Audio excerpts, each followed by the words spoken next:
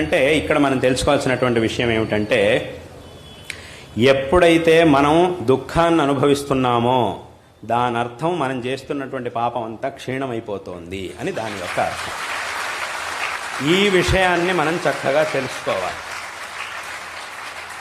మనం చేస్తున్నటువంటి పాపం ఏదో జరిగింది, తెలుసో తెలియకో జరిగింది, అది దీని ద్వారా క్షీణమైపోతోంది, తప్పకుండా ఇప్పుడు దీని ద్వారా క్షీణమయ్యి తర్వాత తప్పకుండా నాకు సుఖం అనేది లభిస్తుంది అనేటటువంటి ఆ దృఢమైన మనస్సు మనకి కావాలి.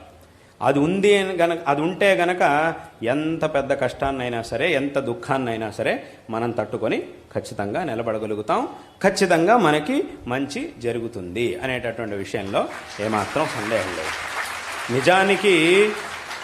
నిజానికి మనం సుఖాన్ని అనుభవిస్తున్నప్పుడే ఆలోచించాలి. ఏమిటి అంటే, నేను సుఖాన్ని అనుభవిస్తున్నాను అంటే నేను చేసిన పుణ్యం అంతా అయిపోతుంది అని దాని అర్థం. సుఖం పుణ్యం నుంచి సుఖం వస్తుంది. సుఖాన్ని అనుభవిస్తున్నప్పుడు దాని అర్థం ఏమిటి? నేను చేసిన పుణ్యం అంతా తగ్గిపోతుందని అర్థం. దుఃఖాన్ని అనుభవిస్తున్నప్పుడు నేను చేసిన పాపం అంతా పోతోంది అని అర్థం. కాబట్టి అక్కడికి ఏమైందనంటే, ఈ ఆత్మహత్య అనేది ఏదైతే ఉందో దీనివల్ల దుఃఖం అనేది ఇంకా ఎక్కువ అవుతుందే తప్ప తక్కువ కాదు. కాబట్టి దీనివల్ల దుఃఖాన్ని ఇంకా ఎక్కువ చేసుకొని, పరిస్థితిని ఇంకా కూడా విషమంగా తయారు చేసుకొని, ఇప్పుడు జైలు నుంచి పారిపోయినటువంటి వాడు ఆ పరిస్థితిని ఇంకా విషమంగా చేసుకొని ఇంకా ఎక్కువ దుఃఖాన్ని అనుభవించడం కంటే చేసినటువంటి ఆ పనికి అనివార్యంగా వచ్చినటువంటి దుఃఖాన్ని అనుభవించడం అనేది దానికంటే కూడా ఉత్తమం.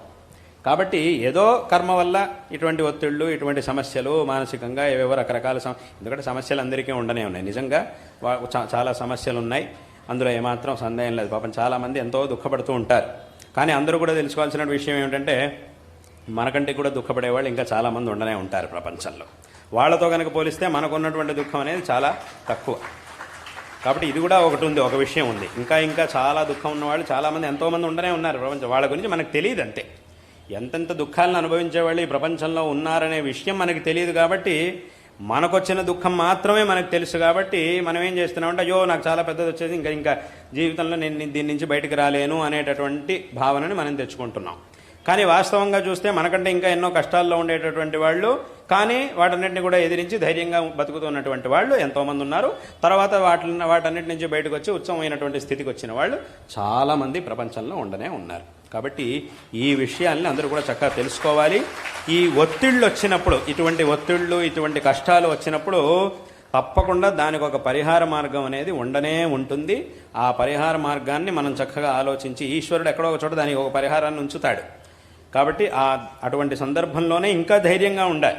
ఏమీ లేని సందర్భంలో ధైర్యంగా ఉంటే ఆ ధైర్యానికి ఉపయోగం ఏముంది?